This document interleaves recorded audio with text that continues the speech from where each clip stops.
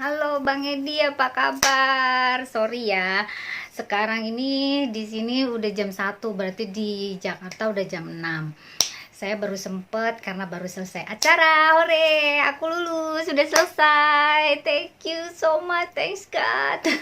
Makasih doanya ya. Tapi saya masih seperti dikejar-kejar utang karena saya sudah janji mau menjawab semua pertanyaannya Mas Edi. Oke, Mas Edi. Gini ya, em, saya bangga dengan apa yang sudah pencapaian sampai saat ini. Sekarang tinggal apa yang saya lakukan bisa bermanfaat untuk orang banyak atau tidak. Nah, itu juga PR ya. Oke, siap, I'm ready. Kita pertanyaan yang pertama adalah, Anda lebih dulu dikenal sebagai publik, sebagai bintang sinetron, namun kini lebih banyak tampil sebagai seorang psikolog. Kangen gak sih main sinetron? Oh, saya dikenal sebagai psikolog ya. Alhamdulillah ya. Ya, kangen banget. Kangen banget main sinetron. Karena sinetron adalah bagian dari belahan hidup saya. Sinetron adalah yang membesarkan saya gitu ya. Oke. Tapi intinya, sinetron itu membuat saya menjadi lebih bergairah. Apapun bisa dilakukan, bisa diperankan, bisa dimainkan melalui sinetron itu. Jadi peran apa saja saat itu saya ambil, dari mulai antagonis, dari mulai saya menjadi istri tukang beca dan sebagainya, itu benar-benar saya ambil karena menjiwai sebuah peran itu adalah itu bagian dari karakter. Nah, inilah kayak psikologi itu kan berhubungan erat dengan karakter kan. Nah, jadi saya suka banget gitu. Jadi suka banget. Jadi misalkan sekarang ini kalau misalkan kamu jadi peran jahat ya, nanti tapi jahatnya jangan yang sampai marah-marah begini-begini. Saya hanya ini aja, hanya apa ya istilahnya? eh apa ya, mendalami peran itu supaya sesuai dengan apa yang dimau sama skenario nya gitu. Lalu, sinetron apa yang dulu pernah dimainkan yang amat berkesan dan membuat publik selalu ingat? Kalau nggak salah itu judulnya Cincin. Nah, di Cincin tuh peran saya antagonis ya, peran antagonis yang memang memaksakan kehendak pribadi maupun memaksakan anaknya lah, membuat si anak itu didikte lah, dan wah pokoknya yang segala sesuatu yang membuat orang jadi nggak nyaman deh ngeliat tingkah saya gitu loh, karena saya tuh orangnya yang sangat mencibir kayak gitu-gitu. Tapi ya mungkin pas ya perannya itu ya, makanya waktu itu saya tuh sebetulnya cuma 5 episode doang, saya hanya cuma buat 5 episode aja deh gitu. Tapi peran saya waktu itu apa ya, dibully gitu ya, sampai sampai akhirnya netizen tuh nggak suka banget gitu dengan adanya saya muncul pada saat di episode itu, karena saya di situ sama Dude Herlino ya, Naysila Mirdad, selalu ada Reina, ada lagi siapa lah, pokoknya banyak banget deh di situ ya, ada Bang Anwar Fuadi, ada Mbak Mer gitu kan.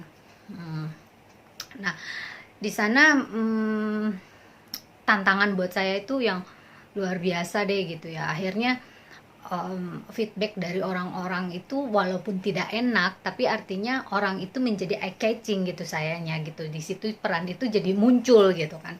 Jadi berwarna gitu. Akhirnya saya di apa ya, diperpanjang sampai 80 episode. Dari 5 episode jadi 80 episode. Oh my god. Nah, itu. Nah, alhamdulillah, tapi ya itu namanya rezeki ya kan gitu. Jadi saya juga terima kasih kepada Bang Noto Bagaskoro yang sudah mempercayai peran itu untuk saya. Tapi ya sekarang sudah almarhum, semoga arwahnya diterima di sisi Allah Subhanahu wa taala ya. Lalu next, kapan terakhir berakting sebagai seorang bintang sinetron, dan dalam sinetron apa, dan berakting dengan siapa lawan mainnya? Oke. Kapan terakhir? Yaitu 4 tahun yang lalu. 4 tahun yang lalu itu FTV ya, karena saya memang sejak saya ambil S3 saya tidak ambil lagi kegiatan syuting, karena menurut saya, mohon maaf, terlalu sibuk ya, memakan waktu loh yang harus fokus. Jadi saya harus memilih mana yang menjadi pilihan utama saya, yaitu kuliah, sekolah gitu kan. Nah, akhirnya saya betul-betul fokus dan saya tidak melakukan kegiatan syuting itu lagi. Tapi kalau sebagai narasumber, sebagai istilahnya yang tidak memakan waktu gitu ya, untuk memotivasi orang, diklat kayak gitu sih oke lah, sebagai pembicara gitu ya. Lawan mainnya waktu itu dengan Skolin, dengan Kartika Putri, kalau terus siapa lagi, Riana Dea gitu kan. Judulnya Di Tepi Danau Cinta. Di situ juga aku perannya jadi ibu jutek, ibu yang menyebalkan, ibu yang selalu memaksakan anaknya, mendikte dan sebagainya.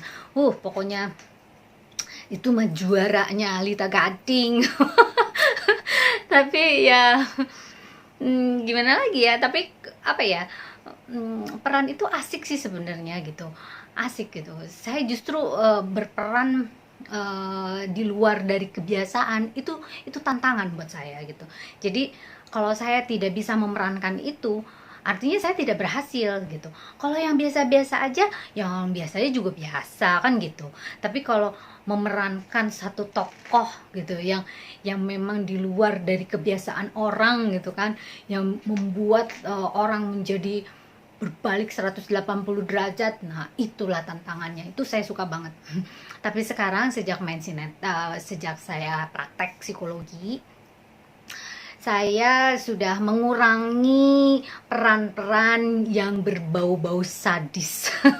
Karena saya punya pengalaman saat saya main antagonis tuh ya. Kalau saya main ke mall, ditoyor tau nggak, digituin, dijambak rambut saya, dijunggu, udah pokoknya ini banget deh, sadis banget gitu ya. Dibilang saya jahat lah, dibilang saya nggak tahu diri lah pokoknya.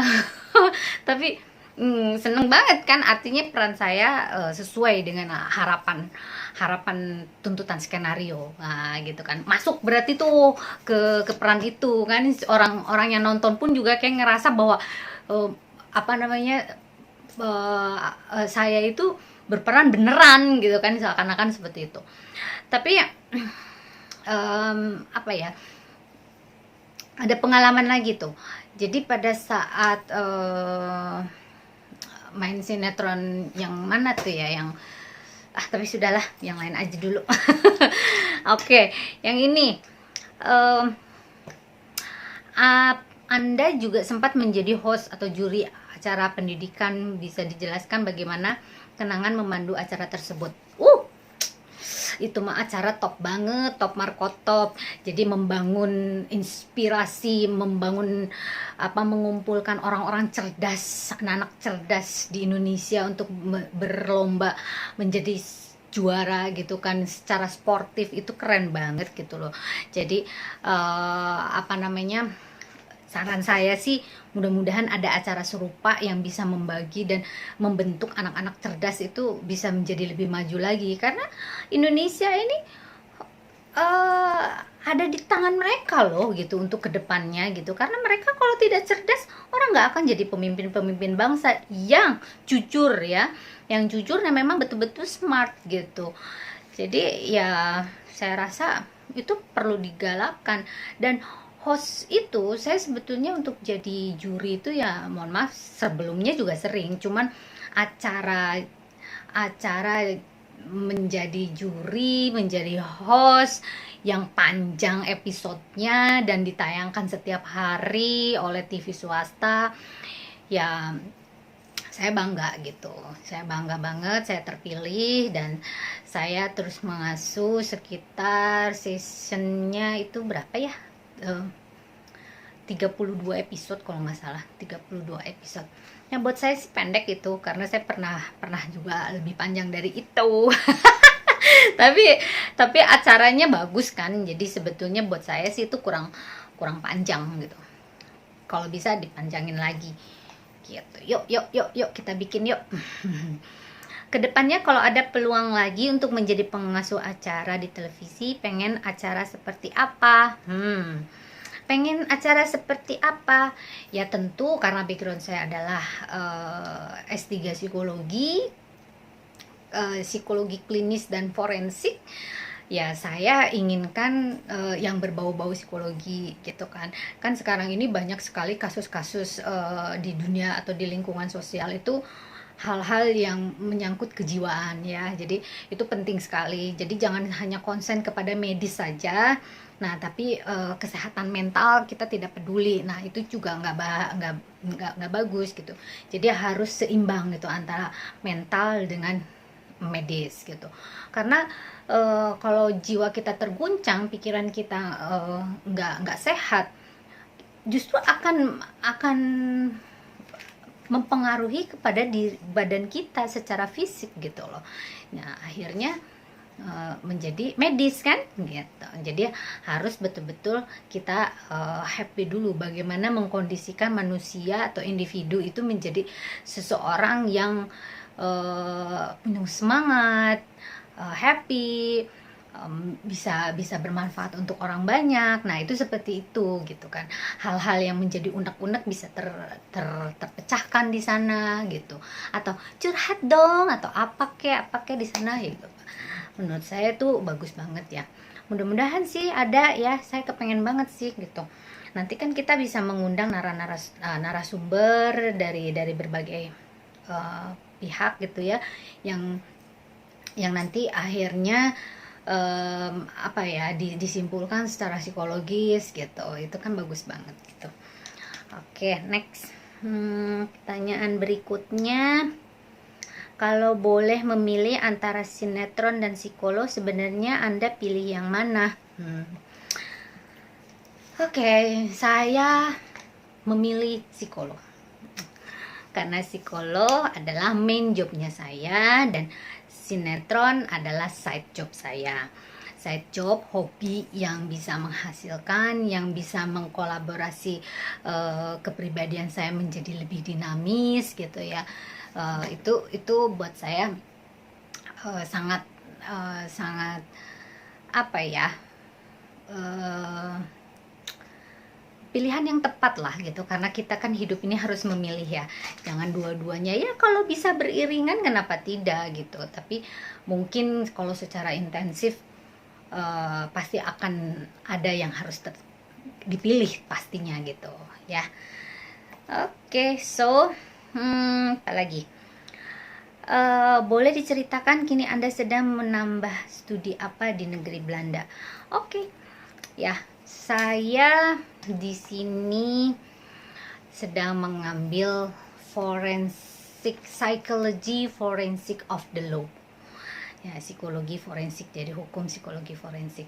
Nah, di sini saya mendapat beasiswa dari sebuah institusi besar, yang mana saya di sini dikirim sebagai perwakilan psikolog untuk menimba ilmu di sini ya, di Belanda, mengambil sertifikasi forensiknya.